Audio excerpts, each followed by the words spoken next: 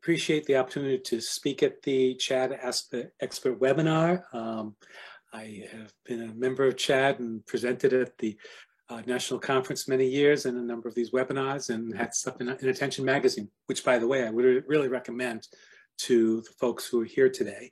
I want to just give you a little bit of my own history because it'll give you a sense of why I'm interested in this. You might be saying, what's this old guy talking about screen time? Why is he talking about this?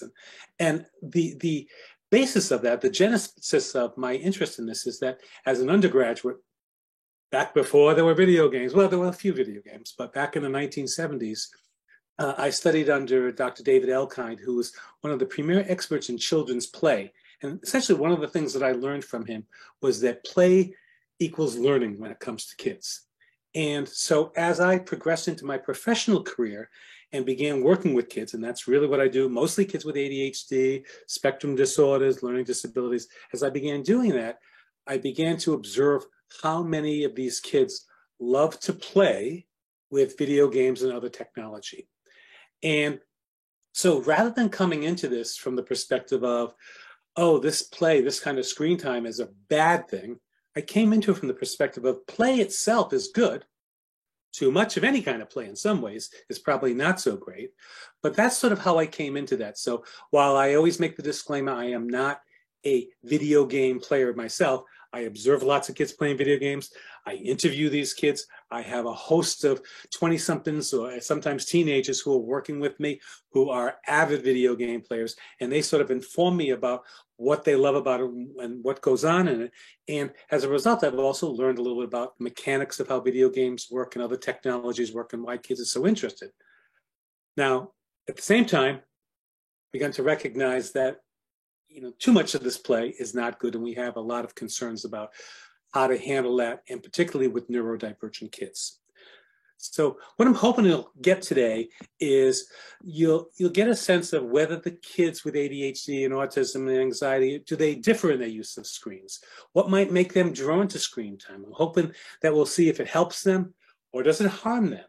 And maybe most importantly, why you as parents or educators or any kind of clinicians need to know about this. This is one of the things that I have been speaking very loudly about for the last 25 years is that adults need to be involved in their children's screen time, not just to monitor, which is very important, but also to help them to benefit from it, to recognize what they're doing and to communicate with them. And it's an interesting sort of phenomenon.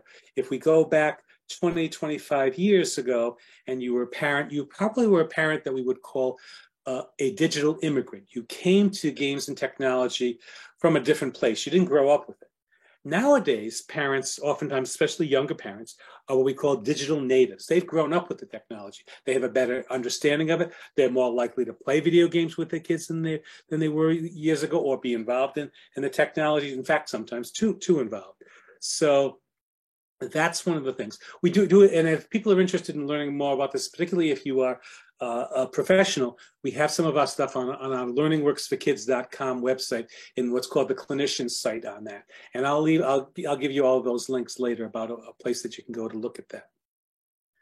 So I had the very, very good fortune of going to Paris about 2 years prior to COVID. There was life before COVID, and we were at the Musée d'Orsay, and I saw this 1880s painting. It's called The Girl in the Garden. It was done sometime between 1880 and 1882. And when I looked at it, my first thought was, here's this kid looking at a screen. She's looking at her cell phone. Now, she's actually doing some kind of sewing or crocheting sort of thing in here. But it just kind of shocked me to look at that and say, oh, kids were doing the same thing back then. What we do know, though, is that there have been concerns about screen time and media use for many, many years. I mean, there have been many what we call moral panics. What's this kind of thing going to do to our kids? Most of those moral panics have had little basis in fact, and now we're seeing these activities are seen as being okay.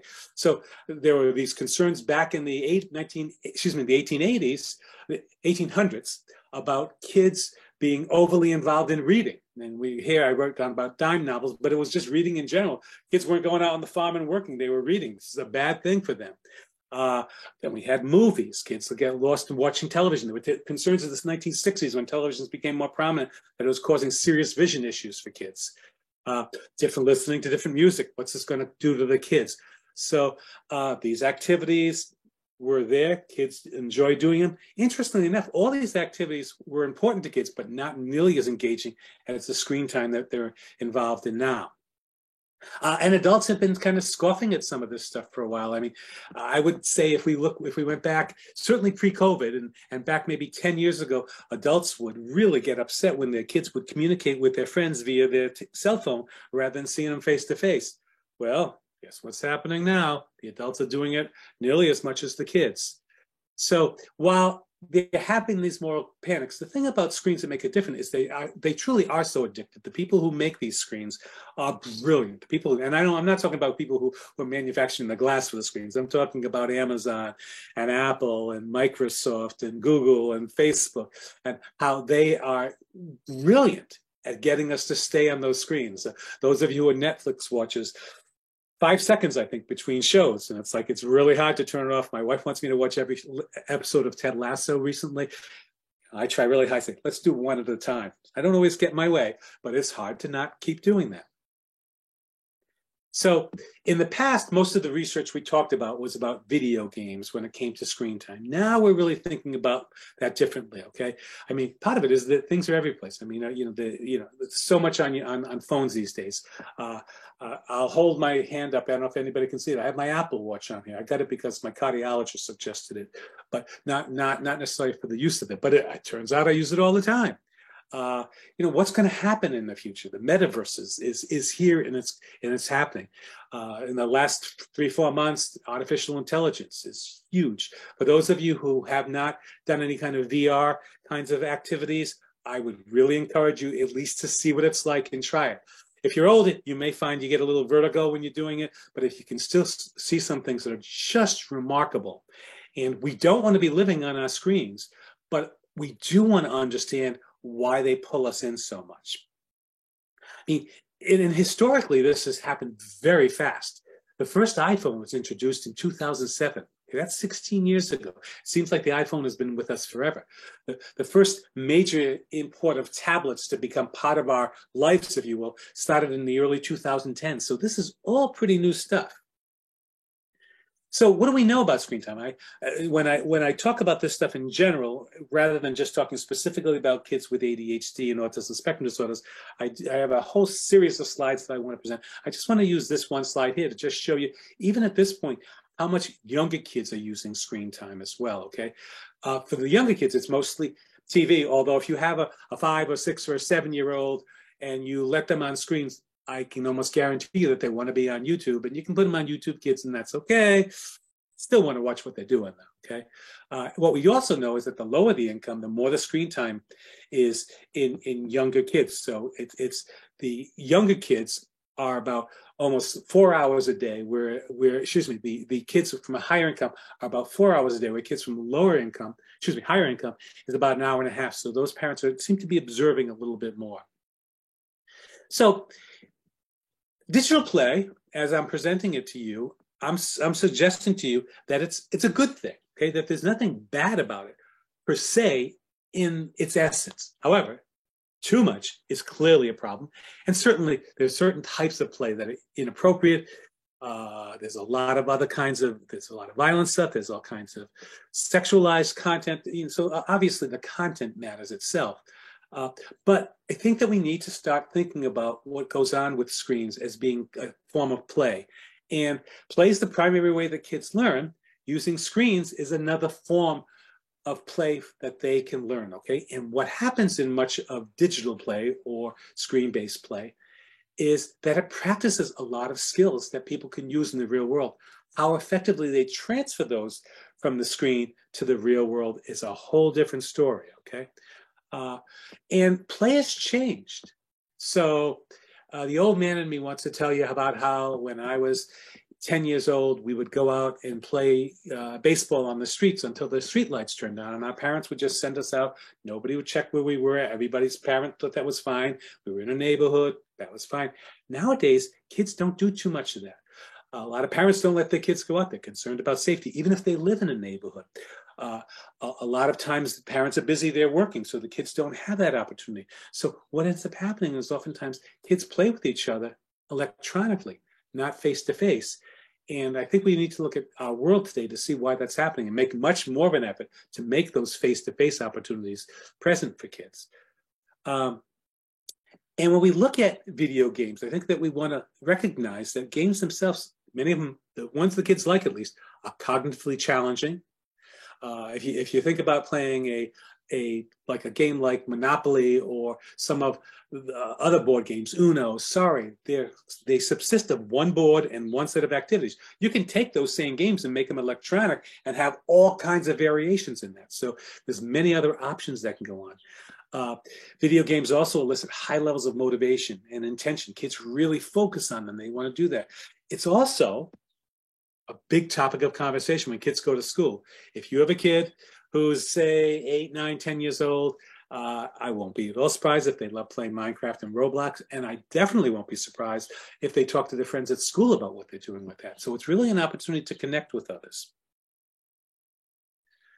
So let's talk a little bit about how kids, specifically in this case, I'm going to talk about the ADHD kids. I decided to kind of, for the purpose of this presentation, to take out my slides about kids with autism spectrum disorders, although there's very similar kinds of findings for those. Most of this research that I'm citing here was done quite a while ago, and some of the early research suggested that kids with ADHD played similarly to their friends. Okay, well, I never really sort of bought into that because 80% of my work as a neuropsychologist is seeing kids with ADHD or autism spectrum disorders. And 90% of those kids, the parents are saying to me that their kids love games and technologies. Many of them say they can't get their kids off the screens. That's the only thing they want to do. So anecdotally, I've always thought that, that doesn't really make sense to me, even though some of the early research suggested that. One of the studies that was done in France is another study that was done with teenagers. That's the Milwaukee study here. What the early studies did suggest that the kids with ADHD tended to play a little bit differently. They tended to have more problems in transitioning and changing and things like that from one thing to another. The newer studies, however, suggest that there's more time and intensity for kids with ADHD, and they have more difficulties with transitioning from one thing to another. So let me show you a study that we did in my office. So LearningWorks for Kids is our website, and we have a second website called lw4k.com that are both about games and technology and how to use them and leverage them to help kids with ADHD and autism spectrum disorder. So we did a study in my office. The study probably had about 200 kids. In this case, we're citing just some of the early data where there was about 60 families. And so essentially what we asked the parents of kids with ADHD, they were already diagnosed with ADHD. So these are, clear set of ADHD kids, is what activities do your kids play where you don't notice the symptoms of ADHD? What are those activities where they don't seem to be inattentive or unfocused or disorganized? What do you see? So the lower the number, the less symptoms we see. So if you look at this, you can see playing video games. That's the least amount. Playing on the internet or the computer, next, okay. Watching TV is here. The ones that actually I found most interesting are these ones. Playing with Legos or blocks, playing with action figures or dolls. So a very common phenomenon in my office is a parent comes in and says, I don't know if my kid really has ADHD because he or she can play with Legos for hours at a time. And I think to myself, I've heard that one a million times. Because, and there's something about Legos. There's something about how you can it's manipulative. You can change what you're doing. You can make a mistake. You can be flexible. The hands-on piece is important. You really do have to sort of focus in order to put things together.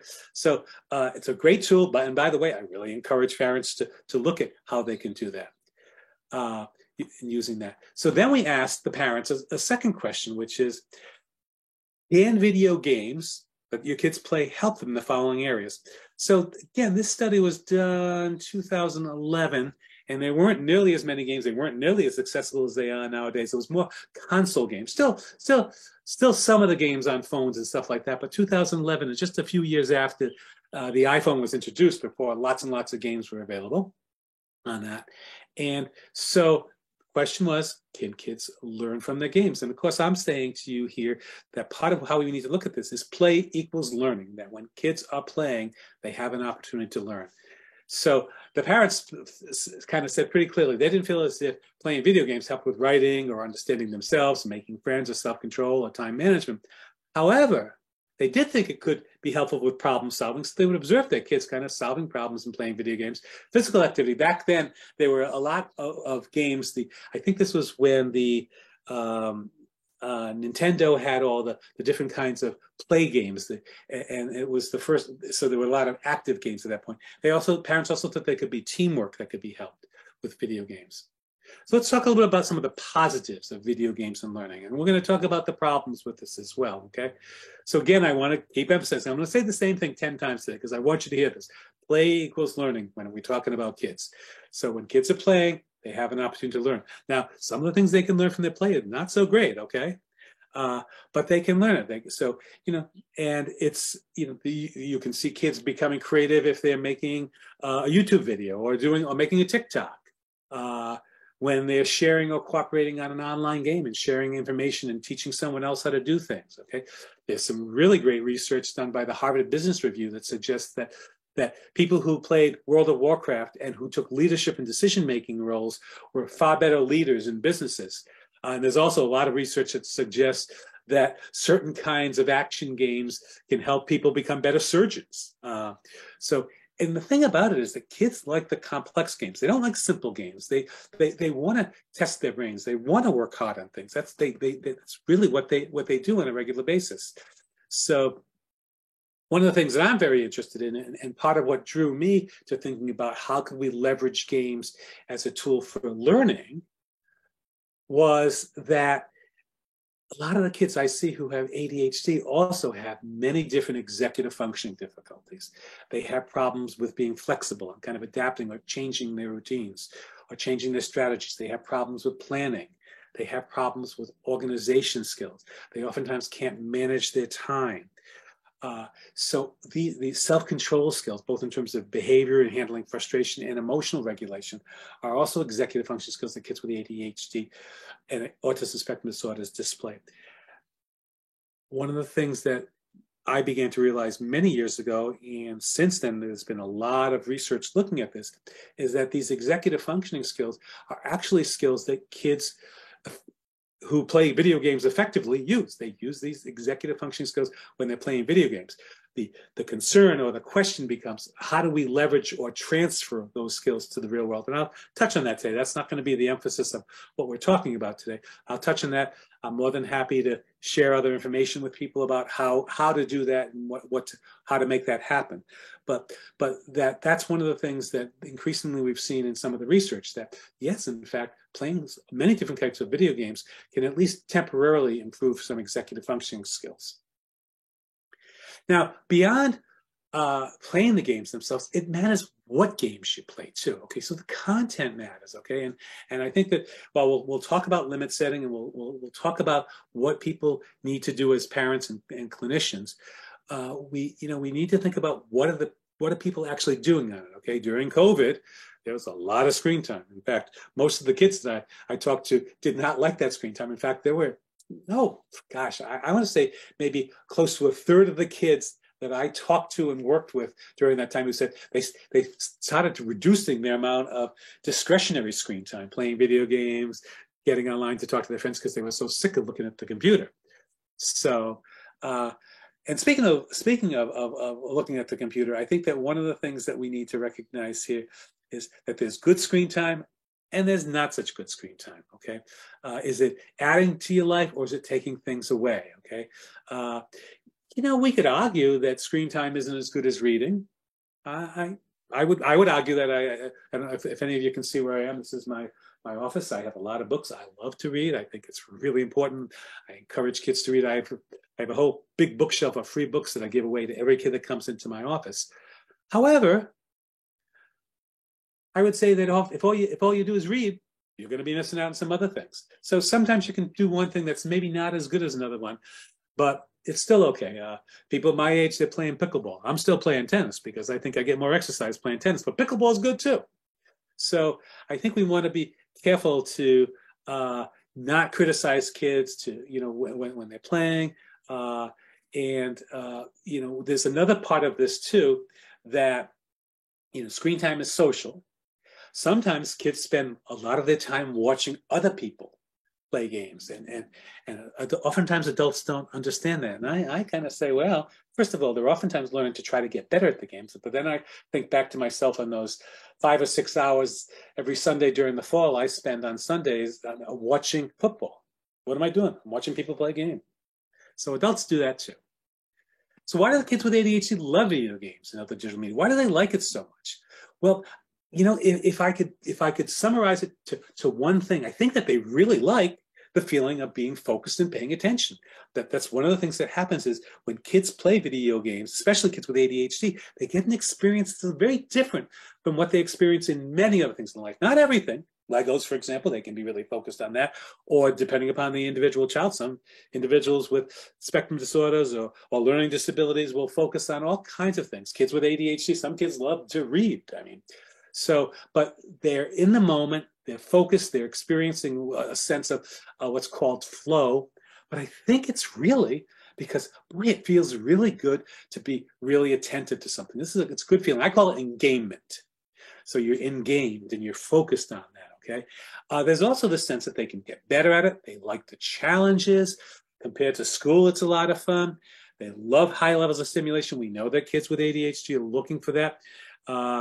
And this is not always good for the kids because sometimes what's happened is they're not learning to be able to do things that don't have that level of stimulation. I think about the poor teachers who can't compete with the video games because they're not as interesting. So as I mentioned before, I'm going to jump over this screen really quickly.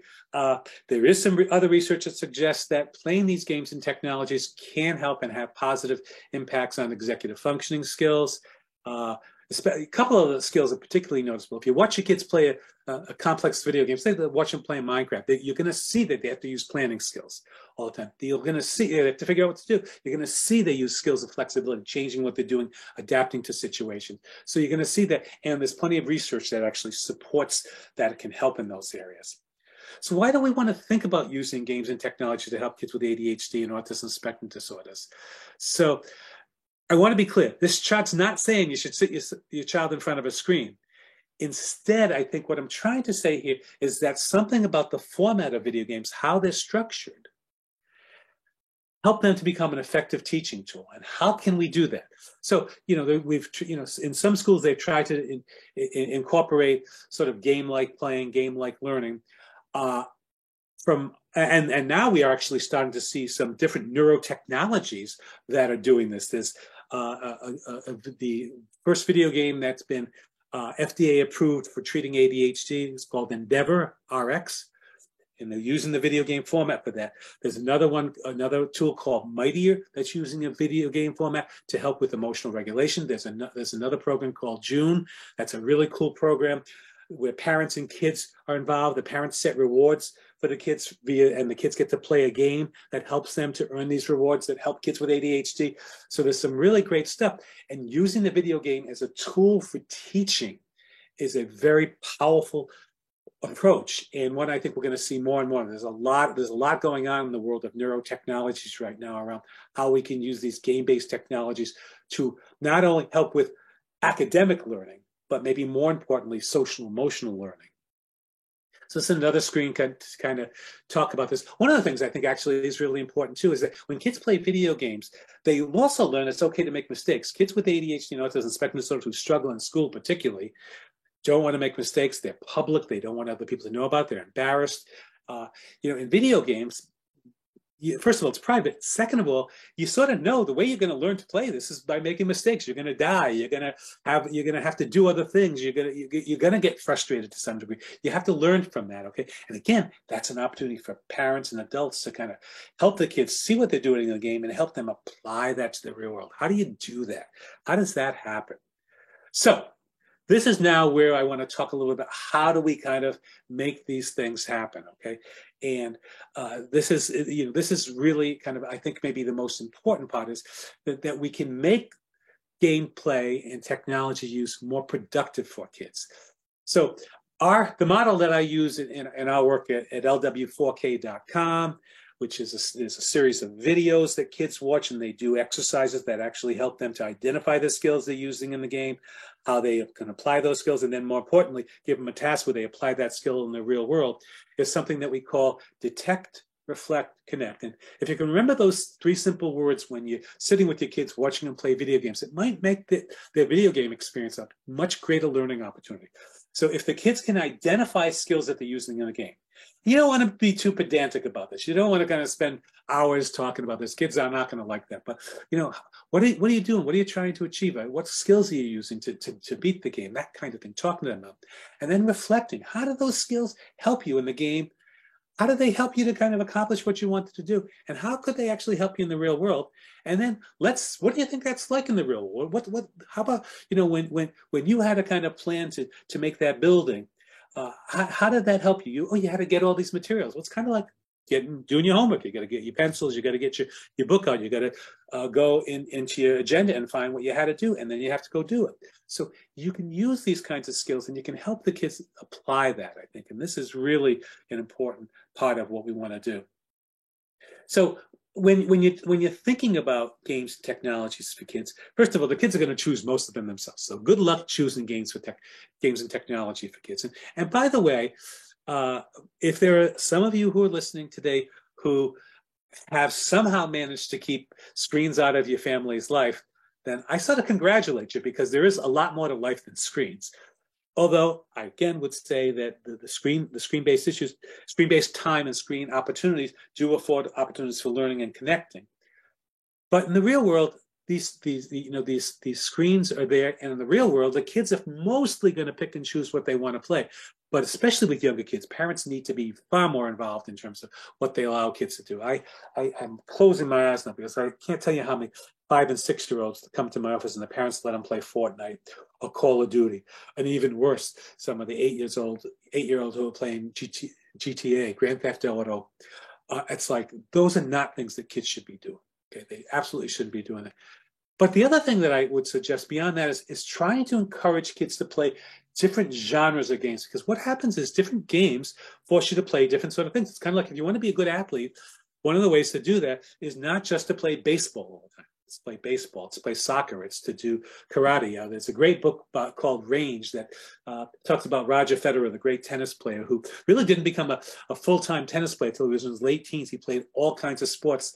There's so many examples of athletes who have started off playing soccer who became basketball players. So there's playing lots of different games: puzzle games, adventure games, open world games, creative games, simulation games, shooter games, strategy games, role-playing games. This gives kids many different kinds of opportunities to learn, also many different opportunities to learn different types of games they would like. So we really need to think about that. So we talked about all the good stuff, and we're going to come back to a little bit of that later, but let's talk a little bit more about, are there problems with this? The answer is yes, it's real. Addiction is real. The DSM-5 now has internet gaming disorder as a diagnosis. There's quite a bit of controversy about this. The best data that I see is that we might see this, and this mostly includes adults, not kids, is that about 3 to 8% of people might qualify for this diagnosis. So that's still quite a bit. Even 3% is a lot, okay? We're more likely to see amongst kids what I would call either engaged gamers, passionate gamers, or problematic gamers. The engaged gamers are the kids who just love video games and they're excited about it, but they do other things and they're doing fine with other things. The passionate gamers might be the ones who talk a lot about it, who maybe some of their peer group is like that, but they're still doing okay. The problematic gamers is where they're kind of more huddled in their room, and this is really what their life is about. And when they can't do it, they're very frustrated and they're having problems. We might see signs like irritability, anger, frustration, problems transitioning. They may become bored with other activities. And for those kids, I think we want to be very careful. And this is more likely to happen in kids with ADHD and autism spectrum disorder. That's the thing that we know from the old studies that you can see here, and some of the new studies as well. So we can see some of the issues, and so there's some simple facts and some simple measures. People often want to know, well, how much should I let my kids be involved with recreational screen time? The easy answer is, we know for kids probably about 1 hour a day is actually probably healthy for them. Some of the larger studies suggest that the kids who play video games, who are interacting with their peers online and doing that kind of stuff for about an hour a day, are actually healthier than the kids who play more than 3 hours a day. And fascinatingly enough, healthier psychologically than the kids who don't play at all. Those kids who don't play at all, there could be a lot of reasons, but one of the big things that the researchers suggest is they're just not as connected with their peers. So, a certain amount, is certainly fine, okay, at least in terms of the research from most kids. Now, some kids can't do that. 2 to 3 hours a day, especially for teens, may not be problematic if they're doing everything else. This is if they're doing the kinds of things, and we'll talk about some of those things in just a moment that I think are really important, okay? Now, this study just came out, the Surgeon General's advisory study just came out. This study is really focused more on social media. And you may have noticed, aside from mentioning making videos making TikTok videos, I haven't really talked about social media. I have a very different opinion about social media, and I think the research would support that different opinion, that social media, particularly for latency age kids and teenage kids, can be very problematic. And we're starting to see that. I mean, the increasing levels of depression and anxiety, I've read research that it's either doubled or tripled since COVID, and I can tell you in my office, it certainly seems like that's the case. And social media contributes a great deal to that. On social media, people present themselves in the best possible fashion. There's a lot of social media bullying that goes on. There's a lot of problems with social media for teens, and even younger kids. I mean, if I had my druthers, kids would not be allowed on social media until they were about 13 years old, and even then, carefully. So. And unfortunately, that's not the case. Okay. Now, social media can have some benefits, and there's, I think the worst part of it is that anxiety about comparing oneself to another. But there's also the kinds of things that are addictive about social media. So one of the things that's addictive about social media is, first of all, it's portable. So you kind of, kids who have phones. I don't have the data in front of me. I want to say that in the United States, the most common age that kids have phones by is the age of 11 now. I'm pretty sure that's the case. And something like 25% of 8-year-olds have phones, which is ridiculous in my mind, but it's the case. But social media is portable. It's always there with you, okay? There's nothing that tells you to stop using it. Like if you watched a TV program in the past, when the program was over. Social media, it's always there. There's also variable feedback, which is really incredibly powerful. So if you post something on social media, you might sit around and wait. You don't know if someone's going to respond, but most people who are posting things on social media, they want to respond. They want to like, they want this, they want something to go on. And so people are sitting there watching and they're waiting. And when we talk about variable feedback, it's kind of like in a casino. If they paid you every time you got I'm blocking on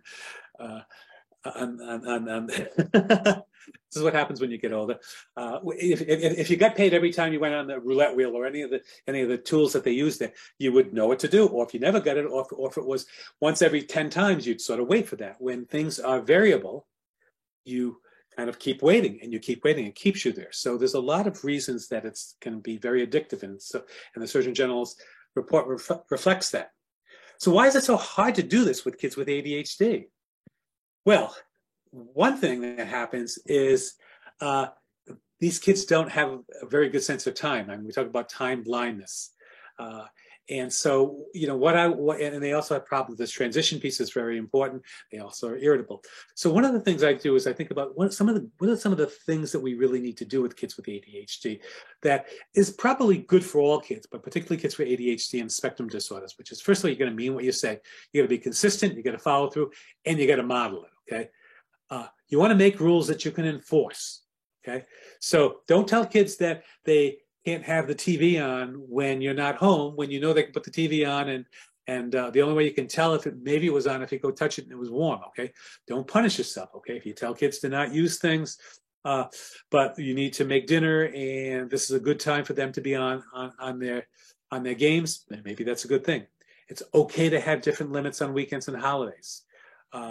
You may need to have more rigid limits on kids who are obsessed with games. You want to think about the other things you want to do. You want to set a set of expectations at home. Things like exercise, being outdoors comes first, and then screen time. You want to make sure that you stop screen time at least an hour before bedtime, preferably an hour and a half. You want to make sure that computers and consoles, particularly for younger kids, are in public areas. You want to be in charge of the internet access, okay? You want to get apps and technologies that can help you with setting limits if appropriate. And if it becomes really bad, you want to be able to find specialists. So this is some of the stuff that I think you need to do. Now, the next thing I think that's important is that you need to be involved. I can't help but repeating this again. It's like, you know, a big part of what we talk about in our Learning Works for Kids websites is that playing together is so important. If there's more talk with your kids, there's less conflict, there's more understanding. If you know what your kid is doing, you first of all can be less concerned about the content. You can also get the kids to talk to you about that, and they'll also be far more willing to stop playing. One of the best suggestions I ever got from kids when it came to talking about this kind of stuff with their parents is to have their parents ask them, what's a good stopping place? So one of the things that I did recently, and I'll share this with you at the end, I wrote a book for teenagers, but it's really more for parents, called the Gaming Overload Workbook. And the Gaming Overload Workbook basically was a bunch of suggestions that teenagers gave me that helped them to moderate their use of technology and to not overdo it. And when it came to gameplay, what they talked about doing is they said if the parents said to them, well, what's going to be a good time for you to stop playing? And not 10 o'clock at night, but where in the game? And how long do you think that's going to take? And when you have that conversation with the kids are far more likely to either stop, sometimes stop early, sometimes ask for another 5 or 10 minutes, but do so in a respectful manner. It really helps. Is it going to help with every kid? No, of course not. But it does help, okay? And of course, the playing and talking, the play piece is also about modeling. You have to model appropriate screen time behaviors. Adults need to do that. Now, the biggest approach that I've taken, this is maybe of all the work that I've done in terms of helping parents with kids with ADHD and autism spectrum disorders be able to set limits, is what I call developing a healthy play diet. I kind of developed this idea many years ago. Again, it's my interest in children's play. This actually came initially out of the diet. We had there used to be the food pyramid, for those of you old enough to remember that kind of talked about the healthy food diet that you should have, and then they made the plate, the diet plate, if you will. So I basically took that idea and said, well, what are the forms of play that are really important, and how do we kind of manage that? Okay. So essentially, I've identified 5 main forms of play, and creating these expectations for kids is really important. And that also actually means adults need to be part of this too. And by the way, this is very good for adults. Adults who are involved in regular active play, physical play, are going to model that for their kids. And that to me, that and the social play are the 2 most important components of play, where it's actually playing with people face to face, doing things like that, engaging, talking with them, and active play, physical play. Now, sometimes you can combine these kinds of forms of play. You can go play tennis together. You can do a lot of things that combine these forms of play. You can actually add digital play to something else as well. You can do that as well. But social play is with people. Physical play is movement-based. Creative play is more artistic, imaginative play. Unstructured play is kind of free play. Nothing particularly going on. You're just walking, looking around. You're outside. You're not really focused on anything. And then digital play involves the use of technology and screens. So a healthy play diet has a balance of these kinds of things. Okay, and even physical play, which I think is super important. I mean, there are people who exercise too much and harm their bodies. If you run 15 miles a day, I can guarantee you're going to get a knee replacement at some time, and probably pretty early. So having some kind of balance in that makes sense. Okay, you need to find a healthy play diet that fits the child. It needs to fit the family. You may not be a physically active family, but you can take walks and hikes, and then you can do other kinds of things. Healthy play diets leave time for school. They leave time for sleep, especially, okay? A healthy play diet is something that is a set of expectations that you need to have. The earlier you start, obviously, the better. And it's got to fit your family sensibilities. For some families, some parents spend their work life looking at a screen. They have to recognize that their kids are going to notice that. So you have to kind of look at how comfortable are you with screen time and doing that. So how do you get kids to do this? Okay, because this is not so easy, okay? So one of the ways you can get kids off of screens is actually being a little bit cynical about screens. Ask a kid why, why do the companies that make all these technologies want you to be on the screen? And I'm going to tell you that about 90% of them will say, so they can make money. They know that, okay? So then if you can engage in that conversation, again, this is something that I learned from kids and wrote about in my book, but it's like teenagers are by their very nature very cynical. Whether they have ADHD, autism spectrum disorder, or learning disability, they're cynical of adults. They're cynical of their motivations. And if you can tap into that, you can kind of take a look at that. In fact, and this data is actually, what I'm going to give you, 54% of teens acknowledge that they spend too much time on screens. That data is actually, I think, from 2018. And I didn't update this, but I think I read something recently. It was like 60 or 61% of teens are starting to say that they're spending too much time on the screens. They recognize it. The problem is getting off of those screens. It's not very easy. So what do? Well, you can do some of the stuff we talked about with Play-Doh, but you really can start even earlier. It can help your kids develop long-term interests. They can do volunteering. They can be involved in sports and nature. When you're modeling stuff, if you model having a garden or going for walks or hikes as a family, or taking care of animals, those kinds of things, that helps. For some kids, hands-on stuff, home-based projects. You need to make it interesting, and you also sometimes need to spend money. Okay, this is one of the problems now, is that you can't just say, go outside and play with your friends, because their friends are probably not outside. So you have to bring them to their friends. You have to take them someplace. It's like, you really have to work at this. It's not it's not as easy as just saying, let's do it. One of the things that I recommend very strongly for teenagers is once they get to about 15, even 14 nowadays, get them a job. Help them get a job. The job will keep them busy. The job will help them to recognize that they have to deal with other people, that they have to listen to bosses, and they're going to have to manage their time better. They're going to have less time for games and technology, and they're going to enjoy that. They're going to enjoy making money. I think it's really worthwhile for teenagers to do that. So I'm going to just show you a couple of slides about some of the stuff that we're doing. Well, there's lots more information about this. This is our Learning Works for Kids. It's the cover page of our Learning Works for Kids website. We talk a lot about how to use games and technologies to improve executive functioning skills. We talk a lot about kids who have slow processing speed and what to do with those kids. We talk a lot there about different sorts of limit setting strategies that parents can have. So some of the stuff we're talking about here, but in far more detail, how to handle transitions and things like that. This is my first book about games and technology. There's a chapter in there specifically about ADHD. It's a chapter specifically about autism spectrum disorders, different games that can be used, and educational strategies for these kids, and kind of a global approach to gaming technology. And this is the book I was talking about earlier that's for teenagers. This is a workbook published by New Harbinger Publishers, and we're finding a lot of clinicians and parents are buying this book and then using it as a tool for talking with kids. That was my first book, actually. This is my first book here. This is a book about executive functions, and again, written for teenagers. So I try to kind of speak to the teens as much as possible. And this is how you can get a hold of some of us, some of our things, where we are. You can email me, the Learning Works for Kids and the LW4K. The LW4K.com website is a really great website.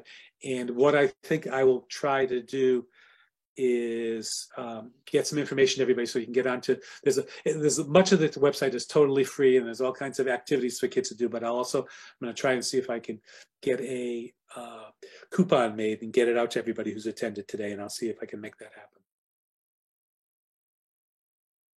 So when you have concerns about privacy and at the same time you want to encourage socialization for your children, online, do you have any recommendations on ways that they can interact socially, but at the same time make sure that they're safe online?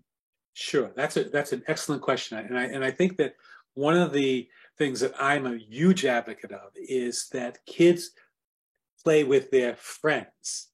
I don't mean the friends like Facebook friends, quotation, air quotes here. I'm talking about their friends from school because they can very easily go play Minecraft with another friend. And that's it, just the two of them. And so games like that are particularly good, I think, for that kind of thing. Some of the other games are not as good. And while there are a lot of safety things built in, for example, to Roblox, which is a very common game for younger kids, there have been concerns in the past, although they're very responsive to that. As soon as anything happens, they jump in and they have all kinds of stuff going on there. But games like Minecraft, some of the console games that kids can play with other kids on a console in a particular setting is good. Sometimes it's great for the kids to be able to play some role-playing games. They can get together but they can choose to play with their friends. So that's, I think, the important part. I really think that getting them to have their school friends be their friends online is really important, because it also allows them to talk to their friends afterwards. If you go onto the learningworksforkids.com website, there'll be listings of some of those kinds of games. You might have to kind of go through our search engine to look at that. So there's all kinds of games that allow for that as well. For children who are easily agitated while playing video games, do you have any recommendation for parents on how to handle that? Sure. Yeah. Well, that's always a big question and always the concern. So, I mean, I think the first part is to set some clear expectations prior to gameplay. Be willing to kind of stop gameplay and deal with all the emotions that go on with that. Be willing to set a limit. And when I say limit, I don't mean, okay, you got frustrated, you yelled and you swore. Okay, now you're not playing video games for a month. That's not going to help. Okay, the kid's not going to remember them. But we're stopping playing now, and if this happens, and before they know, and if that happens, I'm going to stop you from playing, and you're not going to be able to play tomorrow. So kind of doing that, as well as kind of working with them to sit and handle the frustration. Sometimes sit with them and say, you're getting frustrated now. What can you do? Helping them do it, because it's really an incredible opportunity for learning.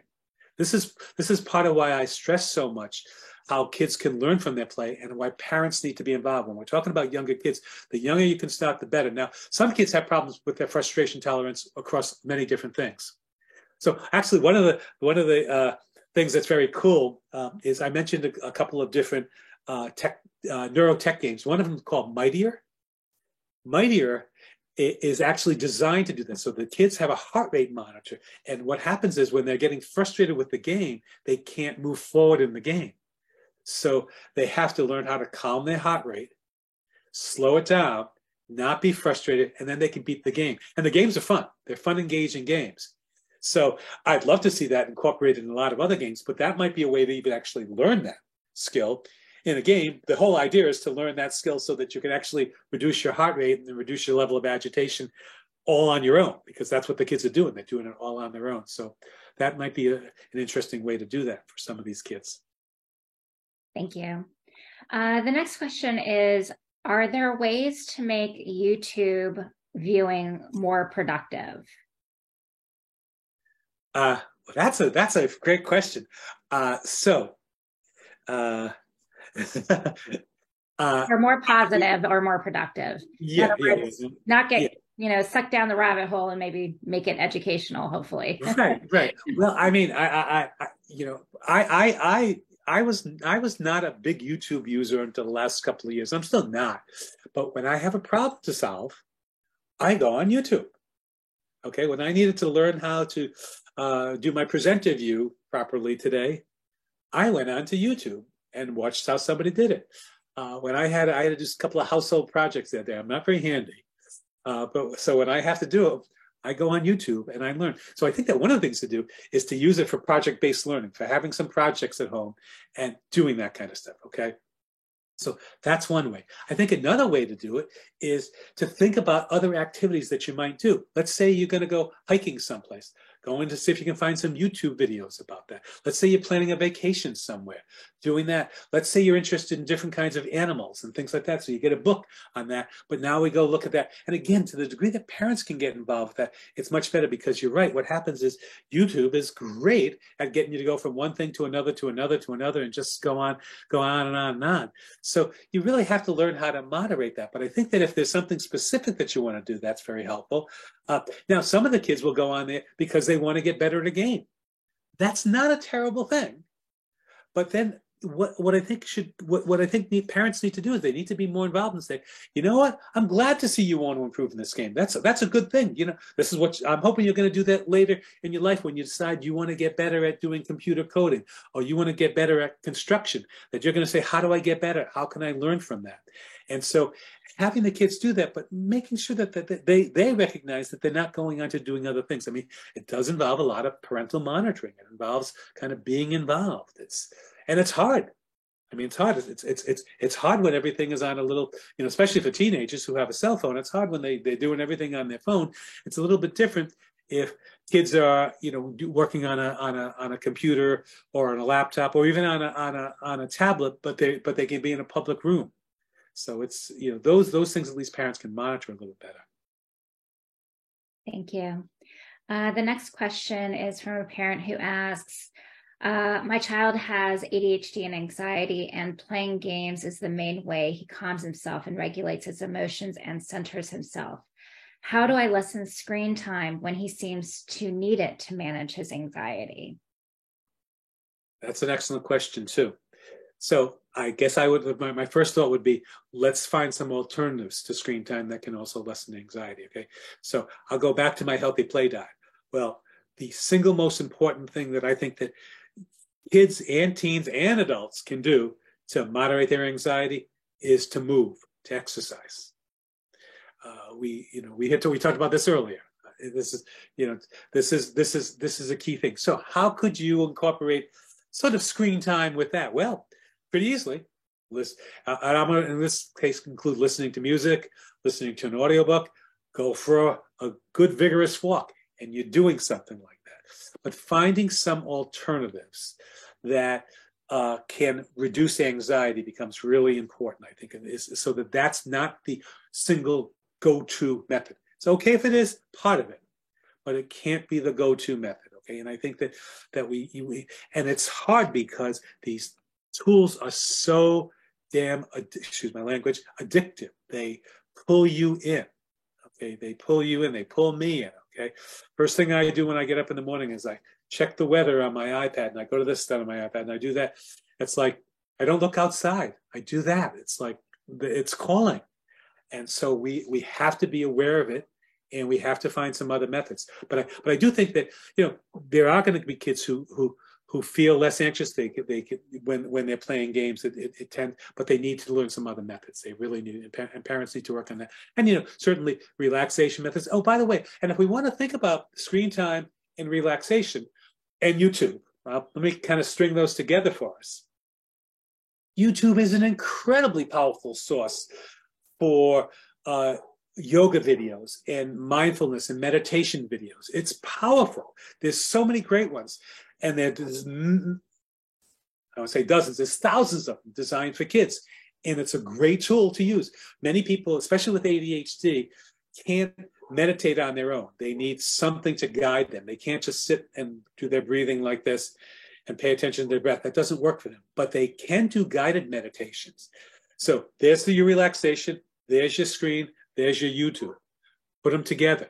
The key thing, again, is leveraging these technologies to be helpful. They're here. They're not going away. I wish I could tell people today, you know what, don't worry about this. It's just a fad. It's not a fad. And it's probably going to get worse until it gets better. And I think it'll get better when people begin to recognize that finding some kind of balance is really what's important. Not eliminating, but finding some kind of balance. Can we make the distinction between game time and TV watching screen time? Are we saying 1 hour of screen time and that is combined video and TV time, or is screen time all encompassing, including passive watching and active play? Well, that's a couple of good questions within that. So let me see if I can respond to that. So the data I was referring to was more like video game play. So that's like an hour a day. And it was really more video game related. Okay. When we look at screen time amongst kids, and again, this is presentations that I do that are more broadly based, that by the time kids get to between, I think 8 and 12, kids are on screens about, I want to say 6.5 hours a day. When they get to be 12 and through teens, closer to 9.5 hours a day. And with the younger kids is more TV time. But by the way, though, TV time is also sometimes seen right here. I can't watch my TV here, but the kids can. And they'll watch movies on their phones. But the data was about an hour for video game. Now, but the second part of that question is also really interesting, is passive versus active time. So if you said to me, well, I'm going to let my kid have 2 hours a day of screen time, what would you suggest? And I would suggest that active time, video game play, something that's more interactive, especially video game play with their peers or their friends, is social play as well as digital play. And it may involve a lot of problem solving, and it's also active. It's not passive and not going on. Now, that, so that would be kind of my take on that. How much TV time? I mean, kids sometimes use that as their relaxing time too. That's certainly something that kids and adults do. Again, it can be easily overdone. So I think but the key thing is, if I can go back to the play diet, is if we start from that perspective,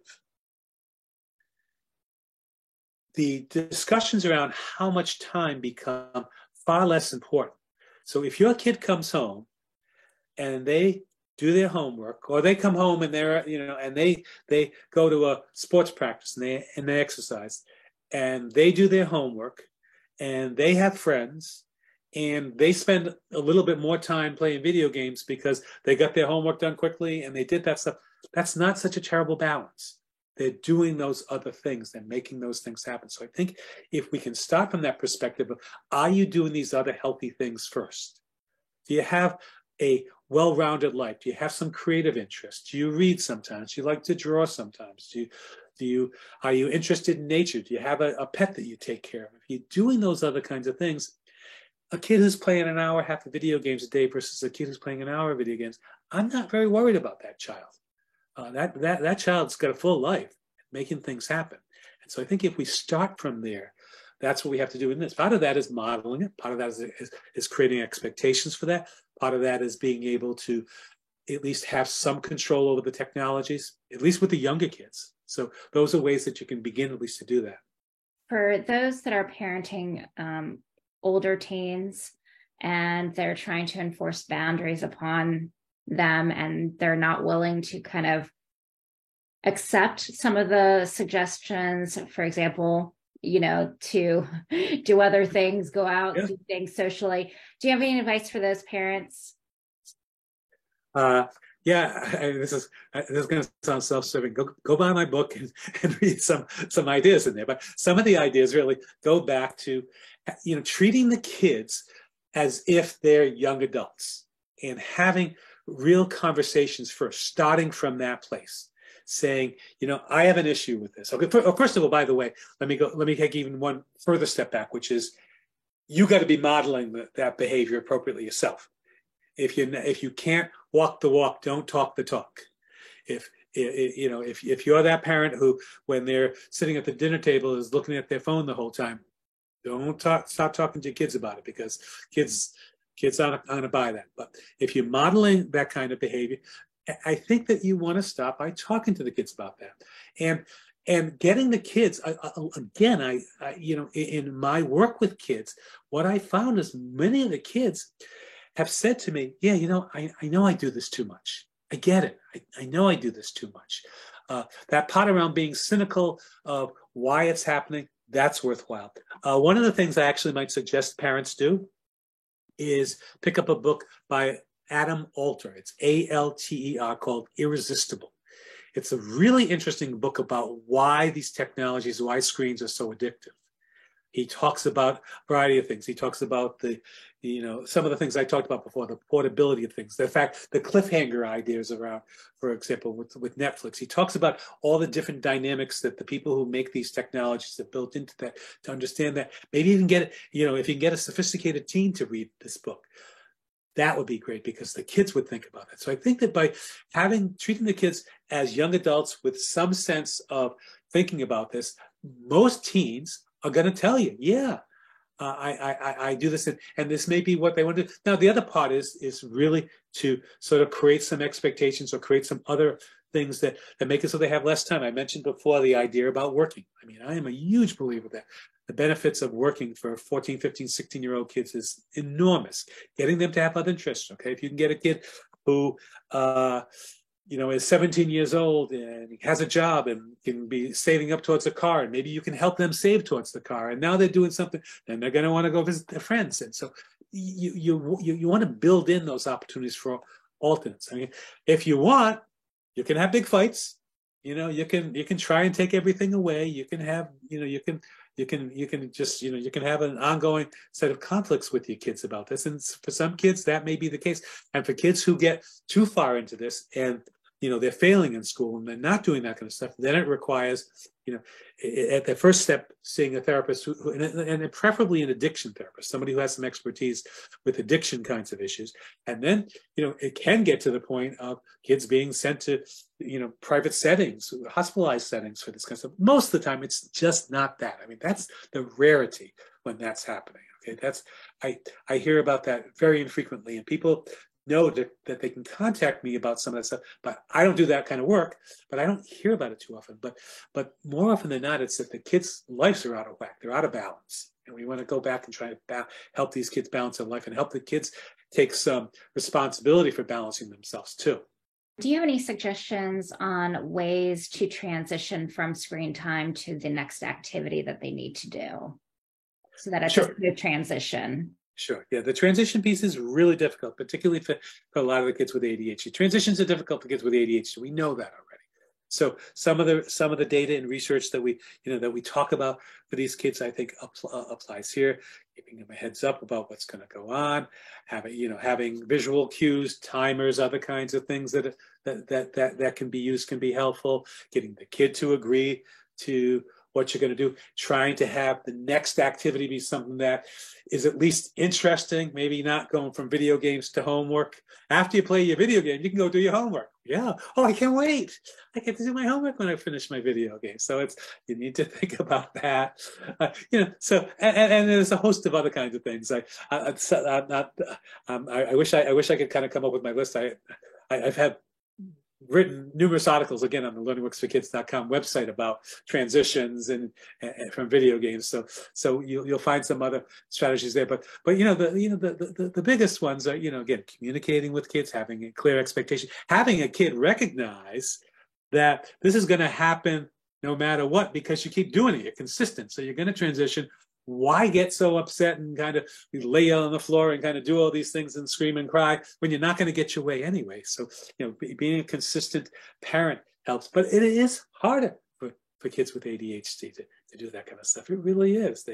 I can't tell you how many times I've talked to parents where we've got we're talking about how a 4-year-old in preschool, the one thing that they struggled with, I'll say, well, could they sit in circle time? Could they do this? Could they, yeah. But what they couldn't do is when they were working on something, they couldn't shift to something else, because one of the things we know about people with ADHD is it's not that they can't pay attention. It's sometimes that they can't shift attention. There's a reason that there's a higher percentage of successful entrepreneurs who have ADHD than who don't have ADHD, is because when they get focused on something, they get focused on it. They're there. They can get really good at it. They can get hyper focused, and it's hard to get out of it. That could lead to success, but but that's not defined as success to say I can't leave my video games. Well, thank you very much for your time today. I appreciate it. This was a lot of great information, and I'm sure our parents are very grateful for it. And I hope everybody has a great afternoon, and I hope that you will join us for our next webinar. So thank you. Have a great day. Thanks, Trish. Thank you.